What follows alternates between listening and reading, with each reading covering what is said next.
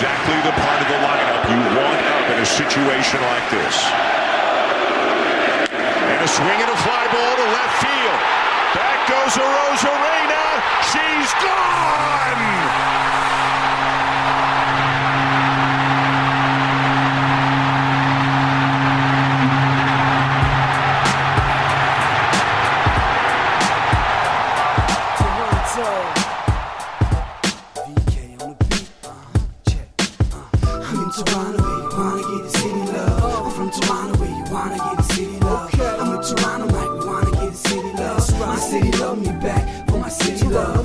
Welcome to episode 1784 of Toronto Mic'd, proudly brought to you by Great Lakes Brewery, a fiercely independent craft brewery who believes in supporting communities, good times, and brewing amazing beer. Order online for free local home delivery in the GTA. Palma Pasta. Enjoy the taste of fresh, homemade Italian pasta and entrees from Palma Pasta in Mississauga and Oakville. Blue Sky Agency, the official distributor of Silence quiet, comfortable, and customizable office pods. Create sanctuary within your workspace. Nick Iones, he's the host of Building Toronto Skyline and Building Success, two podcasts you ought to listen to. Kindling. Go to shopkindling.ca for free 1-hour cannabis delivery. Recyclemyelectronics.ca. Committing to our planet's future means properly recycling our electronics of the past. And Ridley Funeral Home, pillars of the community since 1921. Today, returning to Toronto Mic'd. His timing is impeccable. It's Arash Madani. How are you, Arash? I'm doing well. For the record, we planned this, 6 weeks ago or something like that? So this is not just the Jays are going to the World Series for the first time in 30 years and we're doing this. You know, it's funny how that happens. I feel like it's happened in the past where you book a guest. Okay, I think this is a crazy example, but Stu Stone was booked to return after many months. Stu Stone, by the way, I just spoke with Stu Stone this morning. Can I guess why? Sure. Bodog. Yes. So what are you doing for Bodog? And then we'll get back to... Well, this morning we have a weekly show. I host but it's Flutie versus Stiegel. So Doug Flutie, Milt Stiegel, myself, we talk NFL. It's a weekly NFL show on YouTube, Apple, and Spotify. Shameless plug. We are the fastest growing football podcast in North America. I saw like 2 or 3 weeks ago on YouTube, it was like over 107,000 views. So that's a lot of views. That's a lot of views. So that's why I was talking with Stu Stone. So it's again Apple, Spotify, YouTube. There's my Doug Flutie bobblehead. There it is, an Argos one. Yeah. Not a Stamps. No. Not a Lions. Not a Bills. Not a Chargers. Not a Chargers. Not a Patriots. No Flutie flakes here. So you and Stu Stone are now crossing paths thanks to your work with Bodog. Yeah, and just talking football, and Stu's a big Jays fan. He was actually at the game yesterday. So. Well, you know who he's BFFs with?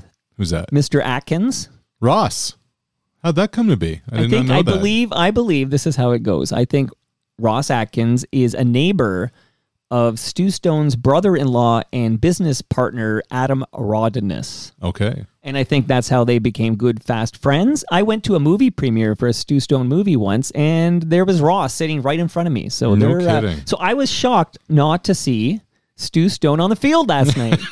With a hat on and a T-shirt? So did you only meet Stu Stone through the Bodog deal? Yes. That's how we got connected. And then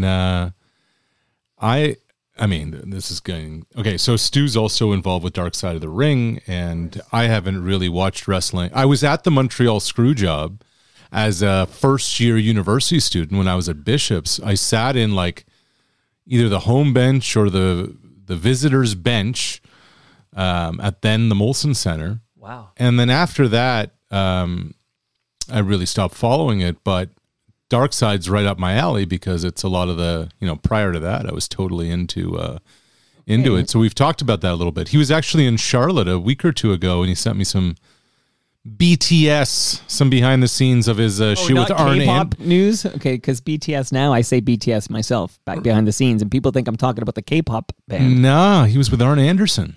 Okay. So I'm not sure I know that name, but I did have a... He's one of the Four Horsemen. Okay, see, and that's not WWF, though, from 1984 to 1988, so I missed that one here. Hey, speaking of WWF, because a man I know, and I think you know him as well, of course, does a very good Randy Macho Man Savage imitation. He texted me this morning to say, tell Arash that of all of his accomplishments, being the keeper of the beads is his greatest achievement. You want to guess who sent me that text? Scotty Mac. Scott MacArthur chiming in. The beads can only be Scotty Mac. That was Scotty Mac. You know what the beads story is? No, tell me. So 2005, the PR director for the Ottawa Renegades, the now defunct RIP CFL franchise in Ottawa, the second of 3 renditions they've had there. And Lonnie Gleiberman was the president, co-owner, minority owner, whatever. And he decided to sell tickets. They're going to have a Mardi Gras promotion. And the woman who left the stadium with the most beads would get $1,000. Wow. And that was you. And as the media relations director, I had to wear it, own it, be the face of it, be the spokesperson for it. Mm-hmm. Okay. Thank you, Lonnie. And thank you, Scotty Mac, for that story. So back to the timing. Okay, we got distracted by Stu Stone because Stu is in the FOTM Hall of Fame, Arash. Oh, he is. That's an esteemed, that's rarefied air. One day, Arash, you're going to have to step up your game because do you want to guess the last time you were in the basement for an episode of Toronto Mike? Shoot, I'd say 10, 12 years ago, maybe. Good guess. Almost 10 years ago. It was December 2015. And I'll read the description now if people want to go back. It was episode 148. Mike chats with Sportsnet reporter. We're going to have to talk about that, Arash. Sure. Sportsnet reporter Arash Madani about the many sporting events he's covered, including the Olympics, Super Bowl, World Series, Masters, U.S. Open Tennis, Stanley Cup, NBA Finals, Grey Cup, and one frightening day in Honduras. Yes. We also talk about the waning popularity of the CFL in Toronto, perceived bias by Rogers reporters covering the Blue Jays, Stephen Brunt, and the future of Bob McCowan. And that episode was about 81 minutes. Why did it take almost a decade for you to make your Toronto Mike return? That's a very good question. You know what's interesting about that? So that's December of 2015. Right. 2 months, less than 2 months after the bat flip. And here we are the day after the top 3 home run in Blue Jays history. So I think you're going to say number 1 is Joe Carter. So what do you have at number 2? Alomar. Okay, sometimes people put Ed Sprague up there. Yeah, no, I even put like Alomar as maybe even 1. Because you had to walk before you run. Alomar, the index fingers up to the sky in Oakland in the shadows. Off Eckersley. That was when the Blue Jays arrived. And until that moment, they were just the franchise that was knocking on the door. What's amazing about the Springer home run last night is the bat flip. The bat flip that for a decade has been like the moment in Blue Jays, in Toronto sports. Like it's the bat flip and the crouch. It's Kawhi in the corner. It's Jose with the bat flip. It's immortalized with this mural in downtown Toronto. Suddenly, Joey Bats, who was in the house last night, by the way, suddenly Jose Bautista's bat flip is no longer on the medal podium of top 3 home runs in Blue Jays history. No, great point. I do want to talk about what happened last night because I actually found, so Rash, this is interesting. I think this is interesting. I found myself waking up periodically during the night and I could see the home run and I had this weird, like it would wake, I don't know, I had like almost like Springer Dinger fever dreams last night. Like this moment, I know. And then, by the way, I took the regular season off, okay? I only started watching this team in the playoffs. That was a personal thing I decided to do this year. I think I found a life hack there, but that might be a longer conversation. Sure. But this game last night... You do look more fit. I decided to bike instead of watch the Jays. You look happier, yeah. I've never been happier. But I came on for the playoffs, and I don't even feel like I missed anything. Like I feel like I know this team after this long a run. And that moment, George Springer hitting the 3-1 blast to put us up last night in the 7th inning, it was so absolutely wonderful. It's like a reminder of why we love sports, right? Tell me from your perspective, what was that moment like for you watching it? And can the Blue Jays beat the Dodgers in the World Series? Here's what's interesting. If you were to say to me, Feb 20, March 20, April 20th, May 20th, June 20th. The Blue Jays are going to the World Series. I look at you and be like, what are you talking about? What are you smoking? Right. And then Canada Day, they hit, they're just on fire. And then towards the end of the season, it almost felt like they kind of hit that wall and it was all falling apart. They regroup. They beat the Yankees, and then, all right, Seattle rolls around. They lose the first two at home. You're saying to yourself, I've seen this script before. Right. Hey, it was a hell of a run, et cetera, et cetera. Right. So you didn't think it was going to happen February 20th, March 20th, April 20th, May 20th, June 20th, and then October 20th, Game 7. In the 6th inning, you're watching this game, and they go Kirby to Wu, and the Jays have one run on the board, and they're not generating much offense in the 6th inning. You're like, oh, well, it was a heck of a year, and they got this far, and what's coming in the Mariners bullpen, and the bats just aren't alive tonight. And you think about the previous Springer at bat. This is what's so amazing about these things. The home run will be immortalized. George Springer is now in Toronto lore with the greats to ever do it, et cetera, et cetera. And understandably so, and deservedly so. Mm-hmm. The at-bat prior may have been the worst at-bat of his Major League Baseball career, without hyperbole. Right. The swings were bad. The knee looked off. He's chasing. He's reaching. And you're like, yeah, it's a long run that started in February, and here we are almost at Halloween, and George's knee isn't right, and this is it. And then with one swing and one moment against a guy who'd been throwing the ball really well for Seattle, it all changed. And it's amazing how sports works. I still can't believe it happened. Like, I watched it, I witnessed it, I celebrated, but I still can't believe the Blue Jays are going to the World Series. Mm-hmm. Like, it's in 92 and 93, we expected to go to the World Series. What a team. Expectations were high in spring training that this was going to be a World Series competitive team. But like you just alluded to, this particular team, when I was chatting with Keegan Matheson about it here in whenever that was, April or whatever, I would have bet a lot of money on the fact this team doesn't even make the playoffs, let alone actually win a playoff game, let alone a round, let alone win the ALCS, win the American League pennant, and go to the World Series. I did not see this coming. Well, because no team has a 20-win swing. Yeah. With basically the same roster. Right.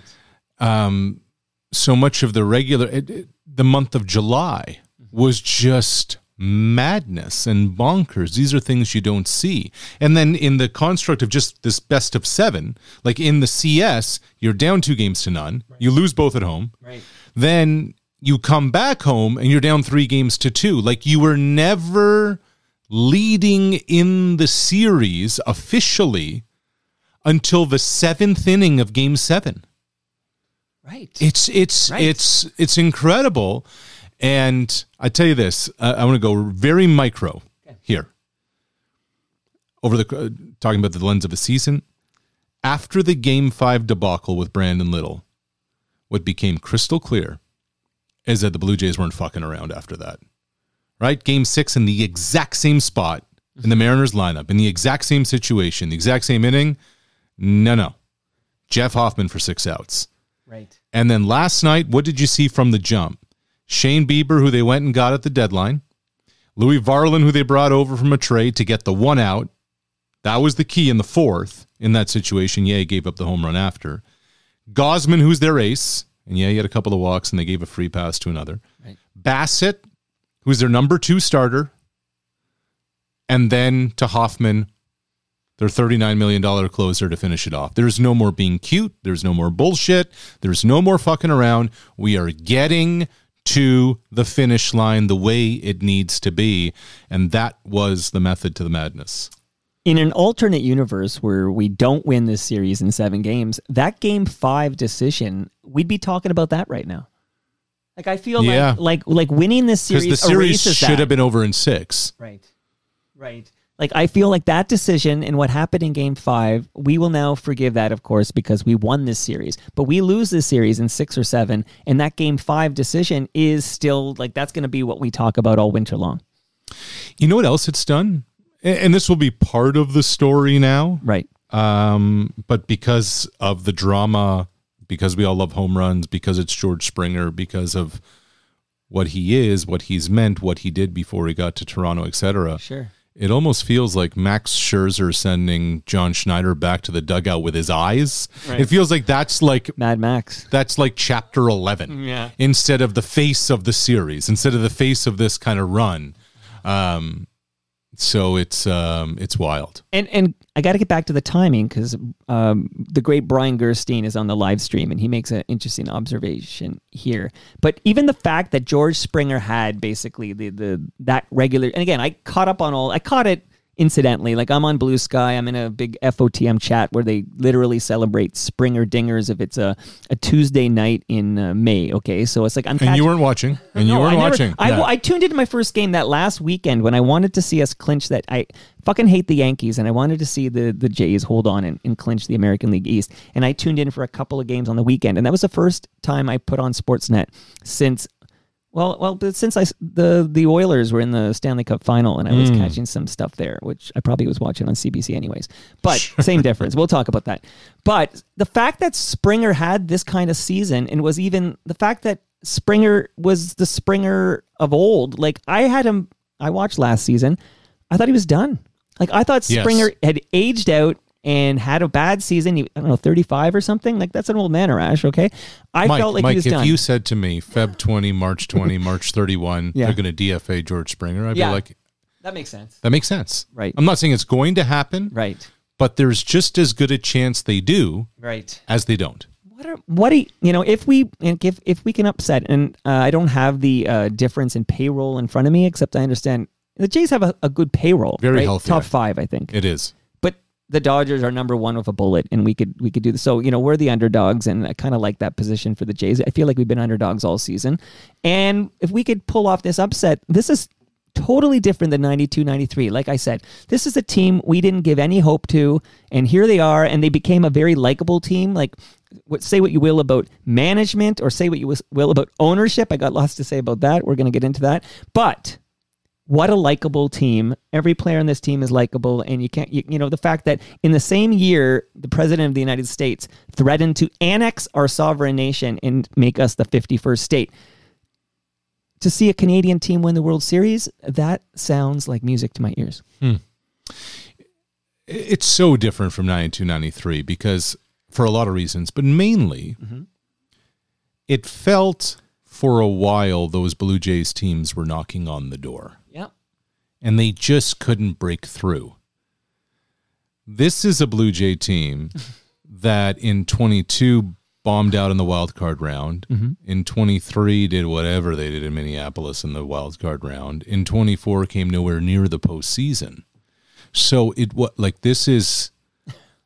not quite out of nowhere, but it's damn close. We didn't knock. We just barged right in. We just Addison bargered our way right into that in the summer. Like, in what, April didn't go well. Right. In May and June, their ace was struggling. Like, Eric Lauer was the one keeping the season alive, literally. Like, Bowden Francis was supposed to be an important part of this rotation. At the end of the season, Jose Barrios done now. We're not going to see him again. Like, there's never a linear path to any of this. Not to a division title, not to a pennant. And the Blue Jays have shown that this year. And look, Max Scherzer, who's the real, like, one of the heroes of this championship series, it felt like he was on the injured list as much as he was on the active roster this year. It just, like, and we haven't even touched on Trey Savage yet, this unicorn falling from the sky. So it's just incredible how it all has really come together. One last, we could spend our whole hour talking about how incredible it is that we're going to be playing a World Series game on Friday night. I do want to catch up with you, Arash Madani, but it is interesting. We did this playoff run without Bo Bichette. Like it's an interesting side note that, oh yeah, your best pure hitter on who had another bounce back year, because he didn't look so hot last year either, and he had the injury, and I don't know if he's in the right headspace at times, but this season he had a great season, and he had to watch this playoff run. It'll be interesting to see him if he gets into some World Series games. Yeah, will they activate him? Hasn't played a game since September the 6th. Right. So at best, if you do activate him, he's a DH and DH only, which then you wonder what's where's Springer and his health, et cetera. Because Bo can't play the infield right now. Like, you can't go 7 weeks, change of direction, twisting, turning, all those kinds of things. So yeah. So stay tuned to Arash Madani. Okay, we got to catch up with you because I was just reading what Brian Gerstein was writing on the live stream, and we talked off the top about the timing. So we booked this visit, and I don't think either of us thought in our minds, oh, this will be the morning after the big Game 7 win, right? In the ALCS. I wasn't in that mindset anyway. I don't think you were either. And then... let me bring up the day we booked this. You bring that up. Because you hit me up out of the blue. Well, I kept seeing you in the neighborhood. That's right. Like, it's almost like torture. It's like, oh, this guy could walk over. October 5th. So October 5th. Okay. Hi, Arash. It's been too long. I would love to have you over to my home studio at 92.8. Oh, your dog see me there. Okay. Somewhere. Okay. But let me read the... but no, this is where you got me. Not only will we have a great conversation, but if you visit in person, you'll leave with free craft beer and lasagna. Did you get any... When you came here 10 years ago, did I give you anything? Nothing. Wow. Okay. Then I heard everybody comes here and gets beer, and I'm like, where's my beer? And you're a Great Lakes fan, right? I am. It is my home. Because you own the hoodie. Like, this is a different... It's not Arash's hoodie that I'm wearing here today. That would be kind of weird. But you own a Great Lakes beer hoodie. I do. So you're a real fan. They brew it here in South Etobicoke, and you know that. Yes. The my favorite one is they have a New England IPA that only has a couple of drops a year. But my go-to is the Burst, because the hoodie you're wearing, the octopus likes to fight. That octopus likes to fight. I have the same problem if octopus wants to fight. I can't do two. I can do one, but if I do two, bang, bang, it's like, no. But the Burst, what I like during the summer is the Sunnyside Session IPA. But of course, that's a seasonal brew. They don't have anymore. But the Burst is year-round. So I have for you, Arash Madani, some fresh craft beer from Great Lakes. I appreciate you. And I have a lasagna. It was delivered by Palma Pasta. And I just want to tell you, Arash, and everyone listening, that we listeners of the program, we FOTMs, it's weird to call myself an FOTM because I'm a friend of myself, but on November 29, which is the last Saturday in November, we're all going to collect at Palma's Kitchen in Mississauga at noon for a live recording. If you drop by, Arash, you get a free meal from Palma Pasta. I'll bring fresh craft beer from GLB. What was the day? 29 at noon, November. I'll put it in the calendar with calendar because I think I've invited you to several TMLX events, including many that have been held at Great Lakes Brewery. I'm not sure. October 29th or November 29th? November. November 29th. November 29th. I'll put it in the calendar. Put it in the calendar. So if you showed up... Saturday. Yeah, so it's a Saturday. But if you show up, Palma Pasta, they have Palma Pasta, popping a few peas here. They have a hot table there. They'll feed you. Your meal is courtesy of Palma Pasta. I'll bring the beer. We'll do a live recording. You pop on the mic and you can say happy holidays or just tell everybody what's going on. It would be amazing if Arash Madani showed up at TMLX 21. That is TMLX 21. It's funny, just yesterday, my buddy Kyle Smith texted me and he said, "Are we going to Georgia Tech on November 29th. So if I'm not in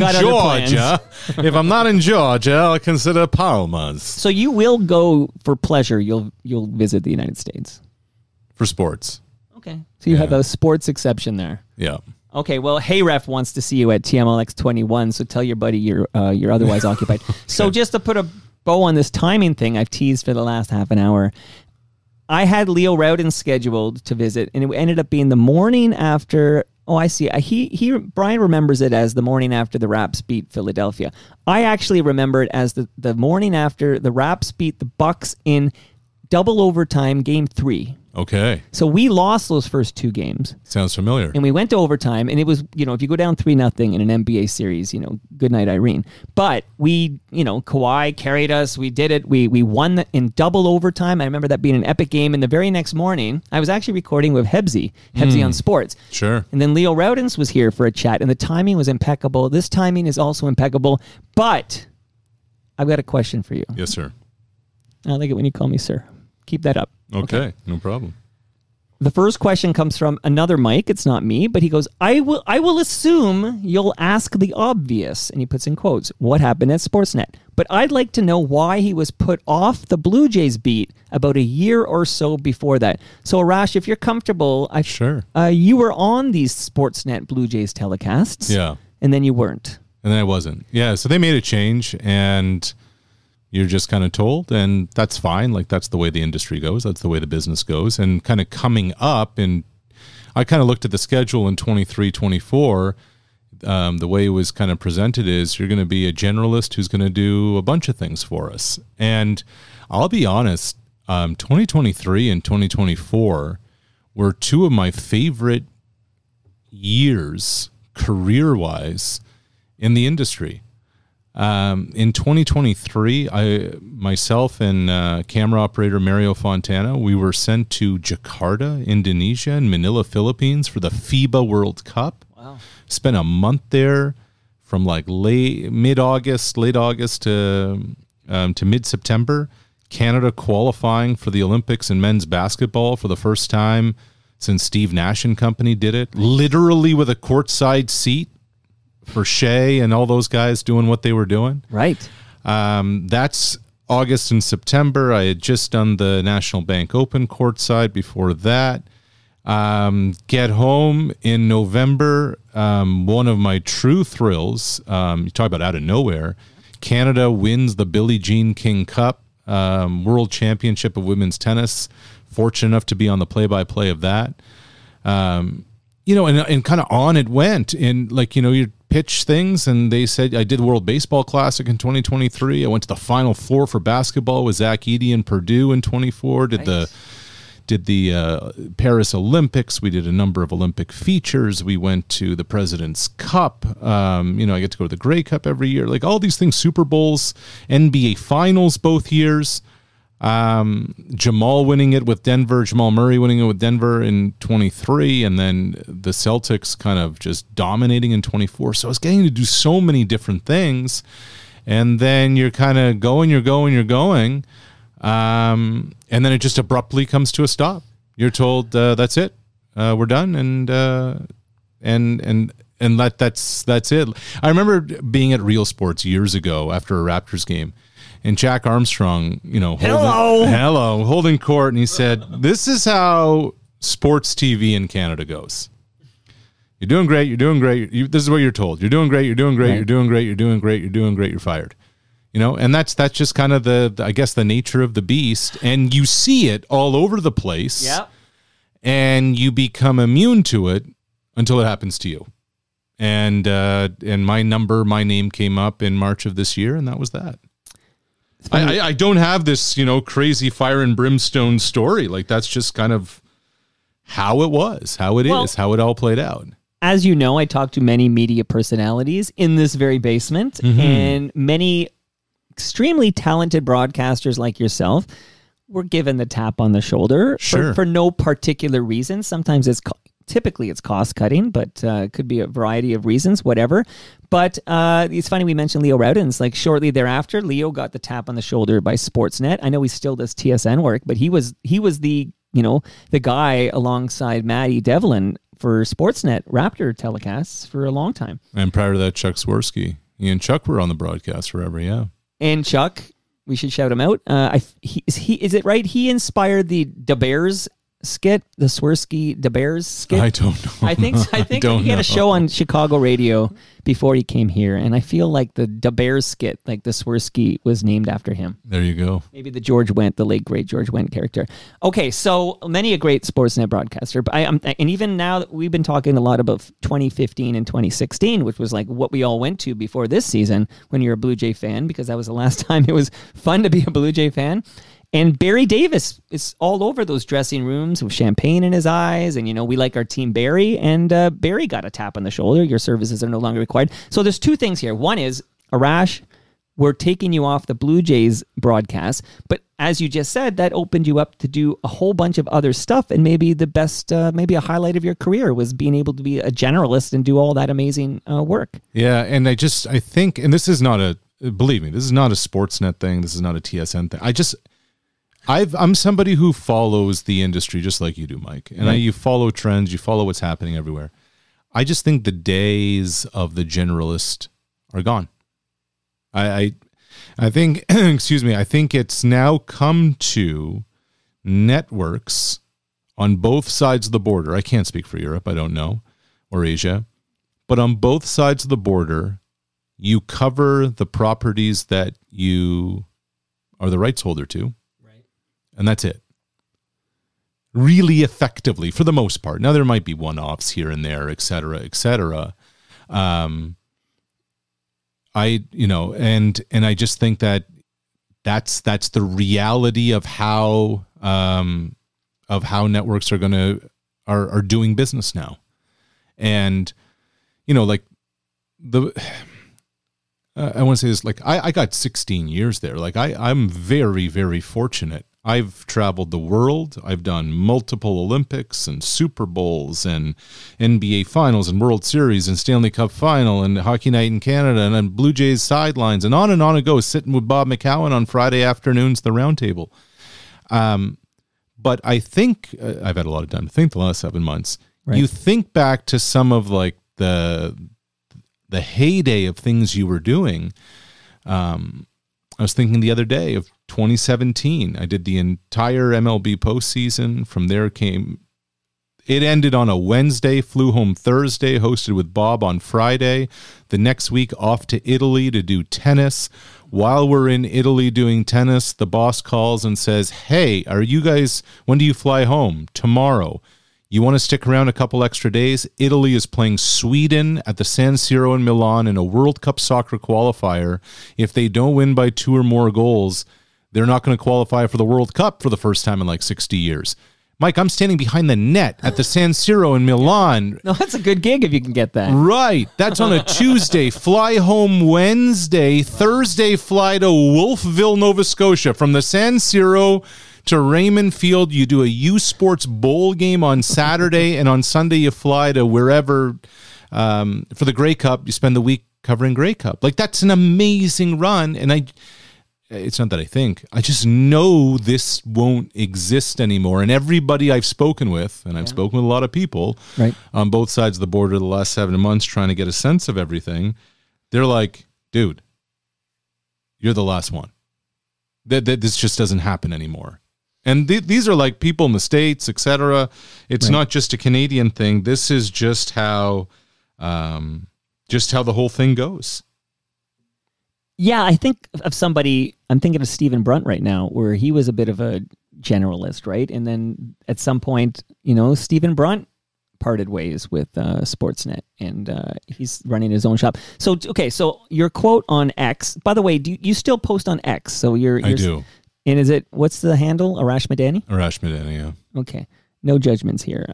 I wish you were also in other places that we could follow those posts, but I know X is still where it's at for what you're doing. But Arash Madani, you posted on X, "After 16 incredible years, my time at Sportsnet has come to an end, and honestly, what a thrilling ride." That was March 2025.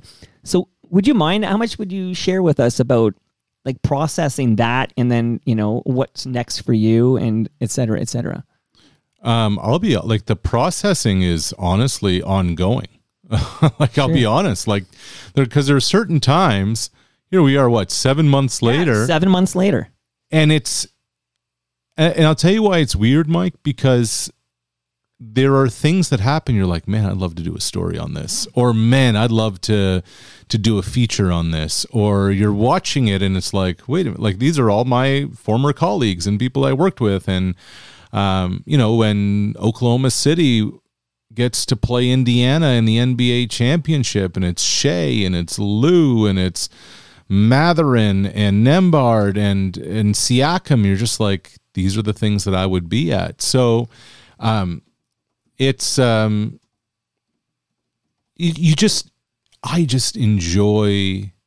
enjoyed the gig I had there immensely. I enjoy storytelling and interviewing and reporting, and there aren't a lot of places to do it, but I've been fortunate since.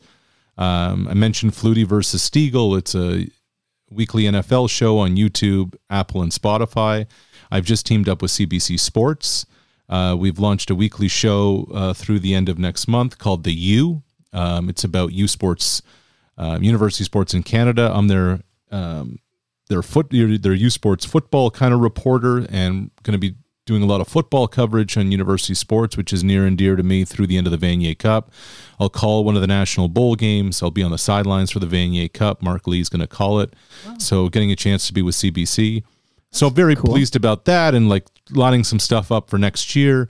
You know, it's a busy year on the calendar. You got the Olympics, you got the World Cup, you got the World Baseball Classic, you got sports. You know, you move forward, but it's not every day, but it's on nights like last night, Game 7. You're like, man, how cool would it be to be able to cover that here in the city that you live in, and tell it through a lens with a lot of kind of historical significance to it. Well, I wondered, so I knew you were going to visit this morning, and I thought, I don't know if the Jays are going to win Game 7 or lose Game 7. Whatever happens, we'll talk about it. But then I wondered, do you have any, because you're only 7 months out, do you have any, I don't know, I want to call it almost like FOMO, but like you got Dan Shulman, Buck Martinez, Hazel May, Jamie Campbell, but these were your colleagues. Joe Siddle. Yeah. Joe Siddle, of course. And everyone I mentioned there, by the way, except for Buck, has been in the basement. So there you go. I got to work on Buck. I got to get Buck over here. Buck's son went to my primary school. No kidding. That's my only link. He was younger than me, but Buck's son. And Rance Mullenix's son also went to my primary school. Shulman's been down here, huh? Yep, a couple times. Awesome. Multiple times. Dan Shulman was great. Hazel May came over with Kevin Barker, and she said, I only have 30 minutes. And I said, okay, I'll take 30 minutes of Hazel over no time with Hazel. Yep. And Jamie Campbell's been over multiple times, too. He was actually rather amazing on this.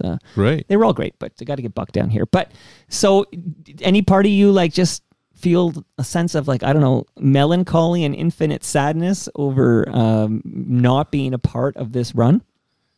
It's not about the run. Just you like being around, like a number of people before I got sent out by Sportsnet have referred to me as a drug addict.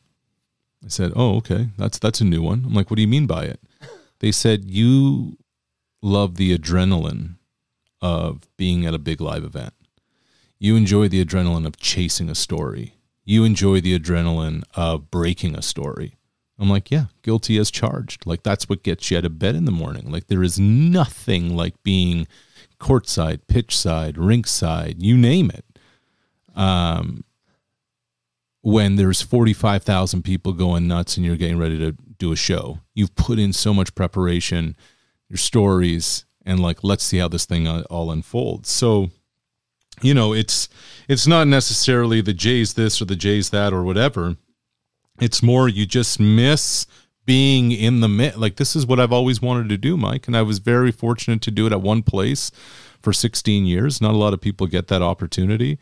And now it's about finding the next one that hopefully can take me to places like the Olympics and the World Cup and wherever else down the road, and we'll just see how that all unfolds. Okay, so in the interim here, we have a couple of things going on. You're doing some work with CBC, you told us about. You're doing some work with Bodog, so you got a couple of things going on 7 months later, and you're taking a lot of meetings, I'm going to guess. A lot of meetings, a lot of coffees, a lot of Zooms, a lot of calendar invites, that have to get rescheduled at the last minute, and that's all part of it. Right. I'll tell you this, a few things. One, I've had more meetings with people that I never thought I'd get in front of. And it wouldn't have happened if I wasn't a free agent. Right. And it's amazing how many people, I'm so lucky and fortunate to have so many people who continue to answer my calls, continue to connect me with people in their network, and continue to say, how can I help? And I have a lot of gratitude to a lot of people who are willing to do that because they don't need to. And that's gotten me in front of a lot of people. Some are extended conversations, some are short conversations, some are everything in between. But that's been a really neat part of this, because when you're in it, you're going. You're going like you want to do it at a high level. You want to be as great as you can at whatever it is you're doing. You're spending your time sourcing and interviewing and talking and pitching and planning and now that you have some time, you're just trying to meet with as many. Hey, how do you guys do things over there? What's happening? How do you foresee this? Have you thought about that? What's the plan for this? And it's gotten me to have some neat conversations with some neat people, and I'm very appreciative of that. Well, I'm glad to hear this, and I think you're very talented. You mentioned the 16-year run. You're bigger than a Sportsnet property, if you will. Like there's an Arash Madani beyond the giant cable company here. You're just looking for a place to happen. Yeah, and probably places. And I think this is another thing that has probably changed since you and I first visited down here 10 years ago, and as the industry has evolved. I'm not sure how many air quote landing spots there are full-time anymore in sports media. I don't know.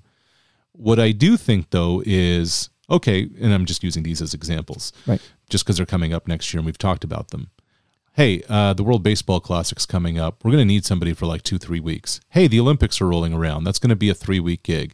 Hey, the World Cup's coming. That's going to be a 6-week gig. Yeah. Hey, National Bank Open Tennis. There's 2 weeks there, et cetera, et cetera, et cetera. And you kind of add them all up and you just kind of hope that it's all going to work. Maybe, maybe not. Hey, we're going to have a package of, I don't know, 10 baseball games here, or 15 hockey games there, or 20 basketball games there. Could that all work? So we'll see how it all unfolds. And if there's anything we've learned, things change and things change quickly. So we'll just see how it all kind of, how it all unfolds.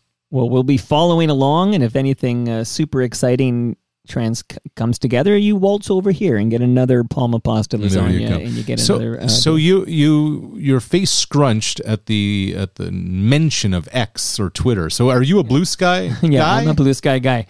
Which who was it? Supriya Dwivedi came over and said it's basically former like their Twitter refugees have all collected on Blue Sky. So a former colleague of yours, Mike Wilner, came on this program just right after you. How's Webster doing? He's covering the Blue Jays for the Toronto Star. Yes.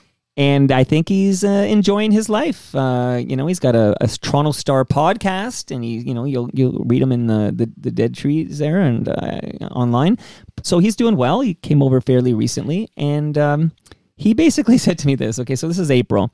I had already soured on X when Elon took over, right? And it had stopped. I loved it since like 2009 or whenever I joined Twitter. I absolutely loved, like yesterday would have been a good example of, I'd be online, I'd be on Twitter, and there'd be a collective, like you'd be sharing this experience, and it felt really fun and great. This is what happened with the bat flip, for example. But now it doesn't feel like that. It feels, it doesn't have a good feeling associated with it. And Wilner just came over and he said this. I'll tell you exactly what he said to me. This was April 2025. He goes, Mike, let's say there's a local pub you like going to drink your Great Lakes. And I go, yeah, okay. He goes, let's say the owner was a Nazi, okay? And would you go to that pub or would you find a new pub? And he said it like that. And then I posted my final ever post on X was that day, April 2025. And I don't check it anymore. I don't look back. A lot of people I used to follow have gone to Blue Sky. Some have stayed on X like yourself. And no judgments here, but I just simply, whenever I have to log in for Humble and Fred, for example, because they have an account I maintain on X, it's not a good feeling. There's a lot of hate. There's a lot of anger, a lot of bots. Vitriol. There's a lot of vitriol on there. There's no question. But I'm not even sure anymore. Like, are these bots? Because there's been a lot of evidence that these are just people, rage farmers, literally there to like. So you'll post something, I don't know, something about how Springer Dinger, can you believe it or something? And then somebody will come in and say something absolutely horrific or negative or mean or, and so there's a lot of bots. And then if you're not a bot, you might be Marty York. So I'm just going to let that one slide. Oh, I was hoping for, okay, that's fine.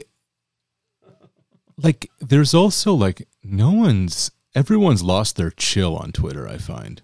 Rage farmers. I feel like people love being enraged. And sometimes I just want to post, here's a bike TO photo and, let's go Jays in the 7th or whatever. This happened, or just share this piece of news with your, like a little commentary on it. But it's just an angry place, and I don't like that feeling, so I don't go there. I realize I don't have to go there. Fair. And a lot of people come at, what I've noticed is people come just like whoosh, like with their biggest uppercut on nothing, right? Based on nothing. And there's a lot of angry people out there whose vitriol quickly turns vile, quickly turns dark, quickly turns racist for like no reason, dude. Like, this is sports. Yep. Yeah. Chill the fuck out. I know. Right? Like, come on, man. Like, it just. But you're there, but you're probably, I know why, I understand why you're there. You want to have engagements. I know Bodog's a part of this too, and you want to get engagements because that's what you're being paid to do. And X is still the place for that as far as you're concerned. I realized it, again, I don't have anyone helping to finance that, like a Bodog or whatever, but so I don't have to be there. But I just realized that the benefits we used to have from having a presence and engagements on the app formerly known as Twitter were no longer there, but there was a whole separate angry, hateful, racist, misogynist... But it's not all things. You can't paint everything with one big brush. It's not one or the other. There's a little bit of everything out there. I don't care what platform you're on.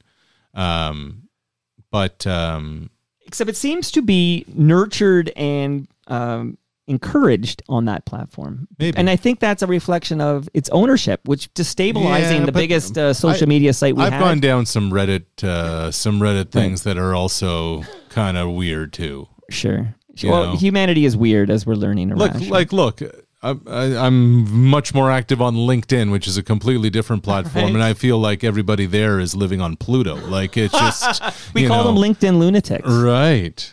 Caring and sharing and greatness, and so. Well, I'm gonna tag you on LinkedIn when I post this episode, and I have some more questions for you from listeners. Yes, but I am going to give some love, if you don't mind, for a moment, Arash. Here, are you looking for breaking news? There, I see you on the phone. There, are we looking for? No, I just went to LinkedIn to try and find something, but I'm like, there's no LinkedIn lunatics. LinkedIn shout out to Elvis. I also post on LinkedIn. I won't edit this, so we'll wrap this and I'll drop it and I'll post it on Blue Sky. I'll post it on Instagram. Are you there? Instagram? I am. Okay, so Blue Sky, Instagram. I'll tag on Instagram. I'll post it on LinkedIn. I'll tag you there. Mm-hmm. I'll post it on Facebook. Facebook, okay. Yeah, and that'll be it. Okay. And I used to... So my mom can listen. Sorry, Mom, for swearing. It's literally it's a copy and paste of my Blue Sky. She will listen. If it's going to be on Facebook, I have a question. She will listen, and the first thing she'll say is, do you think... Why did you swear? Why did you use swear? those? Yeah, I swore. I didn't know your mom was listening. I feel bad now. But I do have a question. I didn't know my mom was listening until you said it was going to be posted on Facebook, and so now she's going to be listening. Yeah, absolutely. It'll be on Facebook, of course. Shout out to Mark Zuckerberg. I have a question that your mom will like hearing, but I do want to give some love very quickly here to... Who am I going to love? Our newest sponsor is shopkindling.ca. I've been told by a devout listener that I need to nail the D in kindling. Apparently, I've been skipping the D. This is my Toronto accents. Yeah, so shopkindling.ca. You can have discreet free delivery in 1 hour. So you pick your cannabis products. It's completely discreet. So the person who shows up and delivers it might as well be delivering a book or something, right? Maybe they're delivering Hebsy's new book on sports media. Have you got a copy yet? Not yet. Okay. Do we need to be discreet about cannabis in 2025? It depends on your neighbors and it depends on what you do. I don't think you need to be as discreet as you used to be, but there's still some occupations where there's a stigma. I guess 3 weeks ago, it felt like Tylenol was more under fire than cannabis was. That's true. Hey, do you partake? Or are you strictly a Great Lakes man? I used to, not anymore. I sometimes right before bed to help me sleep. Sure. Well, yes, I've become a capsule guy in my old age, not a puff. Well, whatever you require, it's at shopkindling.ca. So welcome aboard, Kindling. Shout out to Doug Mills. He's at Blue Sky Agency, and I would like the listenership to know that Blue Sky Agency has partnerships with established office furniture brands, and Doug Mills is eager to chat with any and all Toronto Mike listeners who are looking for dynamic and creative work environments. So write him now, Doug, at blueskyagency.ca. I know he's excited about the Arash Madani episode of Toronto Mike. We won't dox you, but you're close enough that you probably know where Ridley Funeral Home is. Am I right, Arash? I do. 14th and Lakeshore. They only sell Canadian caskets at Ridley Funeral Home. Brad Jones there sent over a measuring tape for you, Arash. Thank you, Brad. Measure Brad Jones. And Brad has a great podcast called Life's Undertaking. And speaking of great podcasts, I want to shout out Nick Iones. He's back. His 2 podcasts are, one is called Building Toronto Skyline, where I learn about the frozen condo industry and more. And the other is called Building Success. He always has great chats. There's one with Keith Stein, where he talks about his entrepreneurial career. He owns the Toronto Maple Leafs baseball team. We got to get you out to Christie Pitts next summer for a Leafs game. I'd love to. That'd be awesome. I'm going to work with you on that. I'm going to talk to Keith later. We're going to work something out for that. Absolutely. Last but not least, recyclemyelectronics.ca. If you, Arash, have cables, devices, electronics in some closet or drawer, you probably had it there for decades. Don't throw that in the garbage because those chemicals end up in our landfill. Go to recyclemyelectronics.ca. Put in your postal code and find out where to drop it off to be properly recycled. I'm going to bet it's Staples near Sherway. That's my guess for you. Okay. By the way, yeah, congrats on all your sponsors, dude. Like, that's great. Thanks, man. Yeah. But you know what I've never had in the history of this program? I've never had a sports betting. I feel like I'm the last person standing. Talk to your boy Stu Stone. You'd think, right? Yeah. FOTM Hall of Famer Stu Stone. I'm calling you later. We gotta rectify that immediately. Okay, so this question I think your mom's gonna enjoy hearing. It's from, and I hope I pronounce this right. It's a Blue Sky person named Exho Doyle. Exho Doyle. I hope I got that right. And this person writes, has Arash ever had the food from Ian Hanomansing's mom's stall at the Sackville Farmers Market? And oh, wow, what a question. Yeah, so we'll leave that. He's got a part B. I'll ask you next. But, I have not. I've been to Sackville, New Brunswick a few times. Actually, I almost went to Mount A, and I have some friends from Sackville, but no. By the way, shout out to Ian Hanomansing. Talk about an OG. He listens. He's probably listening right now. Nice. His son went to Bishop's well after I went there, and I met him when I was back for an alumni event or whatever. But, I think Ian's very good, and he has promised to visit this basement at some point. And I remember your first visit, I called you Truro Arash, as I recall. Yes. So you're a proud Maritimer, as we recall. Everyone, go back to that first episode. I was expecting a few questions, Mike, coming into today. Mm-hmm. The Sackville Farmers Market was not on my bingo card, so shout out to the listener. Ex-Ho Doyle. There you go. I'm probably butchering that. And Ex-Ho Doyle also says that it was an awesome food stall that Ian Hanomansing's mom had at that market. But what's your guess? A lot of people have been wondering. So games 1 and 2 of this World Series are in Toronto. Who would you like to see throw out the first pitch for those 2 games? They're starting to run out of guys, aren't they? But Joe Carter hasn't done it yet. Yeah, I was going to say Carter's going to be one. Cito Gaston. Is there a Pat Borders? Dave Steeb in the like? Do you have to have a ring in order to do it? But he has a ring. He got a 92 ring. He did get a 92 ring. That's a good one. I don't think he pitched in that playoffs, but he did get a ring. Yeah.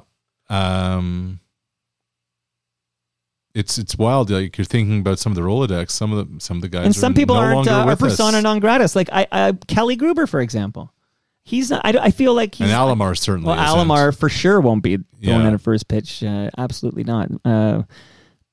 Any thoughts on that? Like, we were just told, hey, we did an investigation and he's banned, and and they removed his name. Any that's disappointing to hear that he may be of a behavior where that would be necessary, considering I regard him as the greatest position player in Toronto Blue Jays history. You do, huh? I guess. I mean, Hall of Famer, the first two. Those 5 years. Think about the tools. Yeah. You know, what position player? I mean, you can have chats about. So who's thrown it out so far? Bautista. Yes. Donaldson. Marco Estrada did it last night. Yeah, huh? Bautista, Donaldson, Pilar, Estrada. Those were the 4 home games, right? Yeah. So we've only gone back to like 2015, 2016 then. We haven't really done the 92, 93 yet, if I'm right. Yeah, so it'd be Carter. It would be, I guess Borders, because he was the... Yeah, and I think he's very accessible, and I heard him on CBC Radio, I think it was yesterday, but I feel like he'd be... Yeah, Cito would be... Cito kind of fits that bill.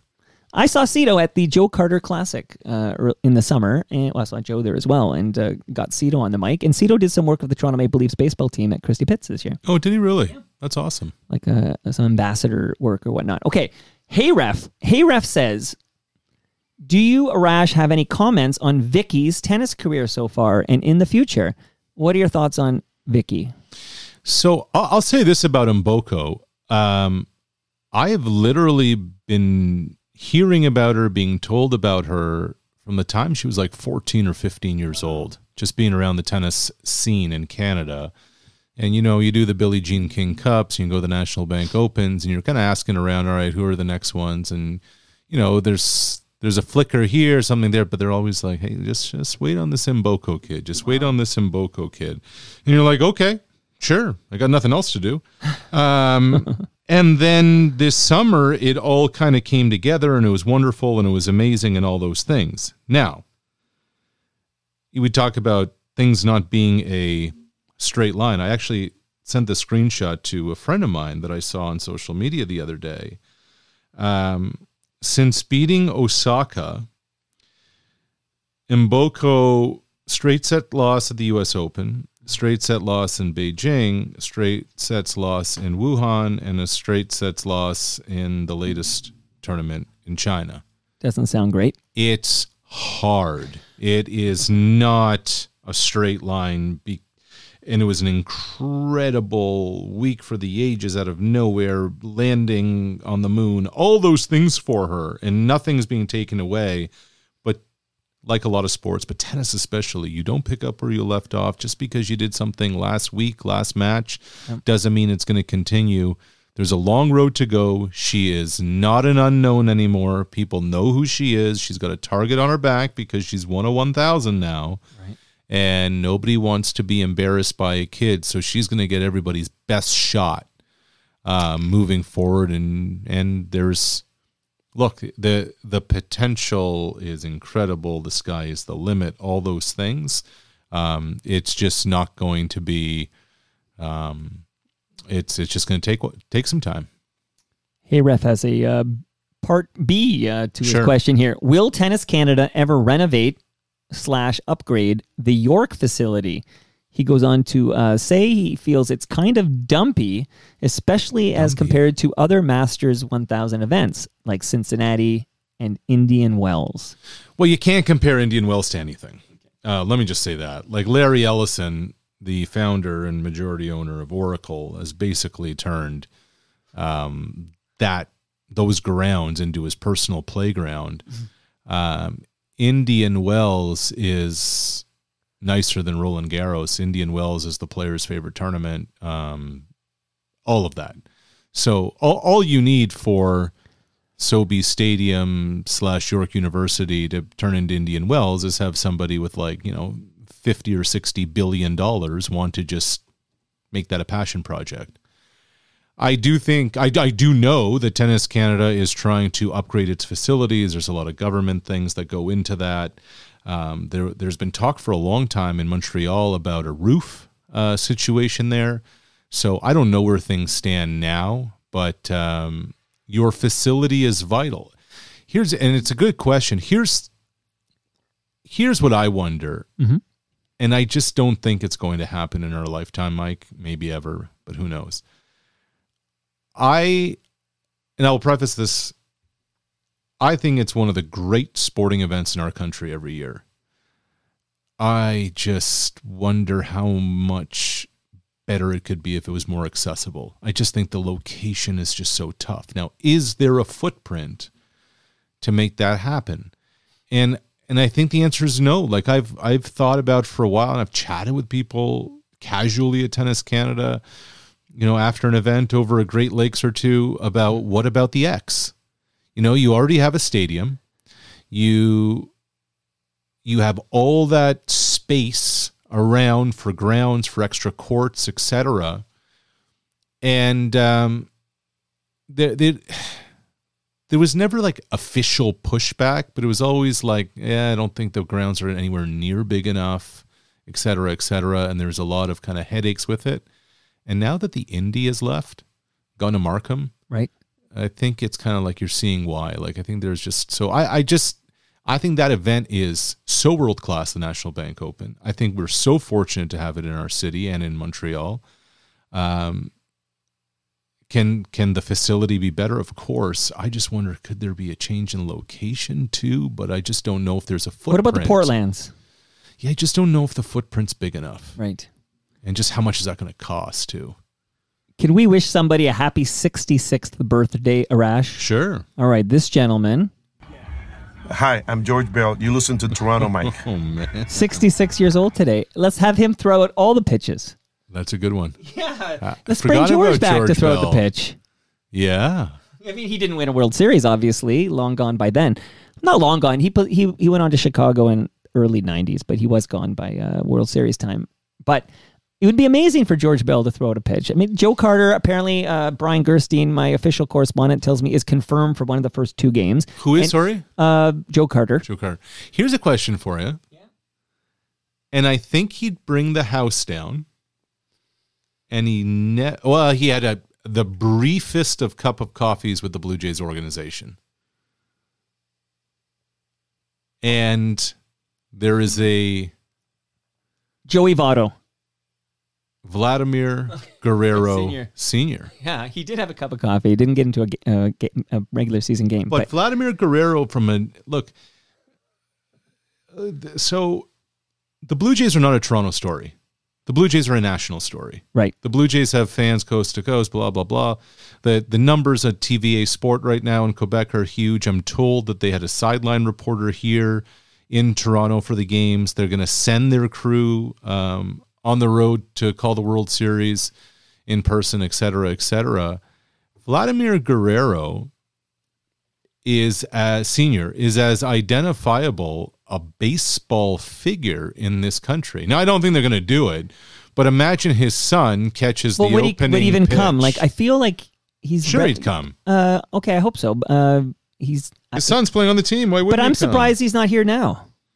Like, aren't you surprised he's not here now? Like, I mean, if my boy was playing in the Game 7 at home in Toronto, I feel like I would, if I were healthy enough, I'd be there. Maybe he is, and we don't know. Maybe he's got stuff on the go. He's lying low. Who knows? But I like that. That's an inspired choice because when I saw the tears in Vladdy's eyes, I said to my wife, I said, I like it when I'm reminded that they actually care. Like, this isn't just a job and they're not just cashing a big fat check, especially Vladdy's check. It's fatter than yours and mine combined, Arash. That's a fun fact. But when I saw his eyes tearing up that he's going to the World Series, I just hooked that to my veins. And my apologies to your mom, but I fucking love that kind of emotion. Yeah, it was real. Yeah, it was authentic. And he had the red eyes. And I mean, Vladdy, this is his team now. You know, I know. And he's been through a lot of shit. Yeah. He's still, he's still young. Yeah, he's been around forever, and the guy's still young. And look at him now, right? This is, Shohei Ohtani versus Vladdy. Don't bet against these Blue Jays here. I have one last question. So happy birthday to George Bell. Yes. My favorite player when I was growing up. Really? Huh? I keep the, I'm pointing for the listenership. I'm pointing to a 1986 Blue Jays calendar from Shoppers Drug Mart. And I have that stuck on May 1986 because that was the George Bell month and you get all the George Bell pictures. And I was a big George Bell guy. Absolutely. He's my favorite guy. All fired up and hitting those dingers. Okay. Jake the Snake. This will tie in nicely with what you're doing at CBC, which you can remind us of on our way out here. Jake the Snake, who's a big Ticats fan, as I recall. He likes to hand out the buttons that say Argo suck. Nice. Reminds me of going to Maple Leaf Gardens as a kid when they'd have when Harold Ballard owned the Ticats. I remember that very well. Jake the Snake writes, for Canadian university football, what are your thoughts on how to balance the level of play across the nation? I don't know who has an appetite to do that, Jake. I think that everybody's just in it for themselves in terms of what can we do to win games and what can we do, how can we raise the most money and how can we get the best resources to do it. I don't think there's an appetite for parity. Everyone's just trying to win. Can you tell us what Jake means? Some of us are embarrassed to say they haven't been following. I did follow when Mario Storino was the quarterback at U of T because I was going there and we won the Vanier Cup that year. There you go. That was exciting. What's Jake referring to exactly? Well, I mean, there are no budgetary rules in Canadian university football. Every school can kind of decide what they want to do. And Laval, people get mad at Laval, and I'm like, no, man, they're just setting the bar, setting the standard. What is the number? On Sunday, they had a home game in Quebec City, Mike. They were undefeated, playing or one loss. Anyway, they're playing their rival, Montreal. It's either Laval Rouge or Montreal Carabin would do it. Right. On Sunday, they set a single game regular season attendance record in school history. They put 21,399 people. The Argos are jealous. Well, most professional sports franchises in this country are. Right. That's amazing. 21,399. And so that's a great number for your fan base, but guess what else it is? It's revenue. Right. And so if I'm Laval and you know, insert name of school in the GTA is drawing friends and family, and Laval's, you know, bringing in $1 million a game in revenue, why we're excelling at what we're doing here. We don't care what you're doing. We're going to do things at a high level. So I get that Jake wants there to be parity, but I guess the answer to your question is, Jake, every single athletic department has to decide, do we want to make success, winning, budgets, fundraising, alumni support, philanthropy, a priority or not? And that's how you're going to get it. I have a question I don't fully understand because I'm not as big a tennis head as I should be, Arash. Okay. But Raptors devotee is asking about Felix, who is making a late run to make Turin. The top 8 players qualify for this end-of-season tournament. Yeah, I guess he wants to see Felix there because he's a dangerous indoor hard-court player. Will he be there? I'm only learning about this right now. I have to say I'm out of the loop on what's happening in Turin. But he just won Brussels this week. I'm not sure what the race looks like right now. Obviously, the semifinal run in New York was huge for him. Yeah, and he does play well at the end of the season. I think he's won titles in Stockholm before and a couple other places. So it'd be good for Felix's career, but man, the tennis calendar is just too long, and everybody's talking about it now. Arash, I hope we don't have to wait another 10 years to get you back in this basement. And I hope we get you on the mics November 29th at TMLX 21. Come for the Palma Pasta, stay for the real talk. Appreciate it, man. Good to see you. Good to see you. I hope you know. Are these mine? The Great Lakes Brewery mine? The beer, of course, is yours. Yes. I've got the lasagna in my freezer. Okay. I'll get that before. We'll take our photo by Toronto Tree. And I was going to say you're in good company when it comes to people who got a tap on the shoulder from either Bell Media or Rogers, as you did. Many a great broadcaster got that tap. So, you know, keep on keeping on. There's life after Sportsnet. I'm glad to hear you got a bunch of things brewing, and I look forward to reading about all the different things you'll be doing over the next few decades. I guess if you're going to be doing that, I should get on Blue Sky, huh? Well, if you want me to know what's going on. Otherwise, I just have to invite you over and then find out when I ask you. This was great. Thank you so much. What kind of music does Arash Madani listen to in his spare time here? Late-breaking question. Late-breaking story on the CBC. There you go. There you go. What are your shoot, the Hip remain undefeated, don't they? Bring out my vinyl road apples for you here, Rash. Here you go. I don't have no arguments there. Big hip head here. So do you like the 90s alt rock from Canada? What exactly? Well, the Hip kind of there's a special shelf for them. Phantom Power was actually my favorite album. Phantom Power is a great album, but maybe it's my age speaking here. I'm a big Up to Here man, and I like Road Apples. So maybe it's because I need to go back to the early 90s when the Jays were winning World Series. And guess what? We're doing it again, Arash. Go Jays, go. Perfect timing on your part. And that brings us to the end of our 1,784th show. Go to TorontoMike.com for all your Toronto Mike needs. You can follow Arash on the app formerly known as Twitter, now known as X. What a beautiful name. Much love to all who made this possible. That is Great Lakes Brewery. Arash is a big fan. Palma Pasta. They're hosting us for TMLX 21 on November 29. Nick Ianni's. Kindling. Go to shopkindling.ca, make an order now, and in less than an hour it'll be at your door. RecycleMyElectronics.ca, Blue Sky Agency, and Ridley Funeral Home. See you all. I got to go to my calendar, Arash. I'm not a professional like you. Who's my next guest on Toronto Mike? Oh, I'm excited about this. John Kastner. He was the singer and founder of a Montreal band known as the Doughboys. I've wanted to talk to John for a long time. It'll be a Doughboys episode of Toronto Mike that's happening tomorrow. Alan Zweig on Thursday. See you all then.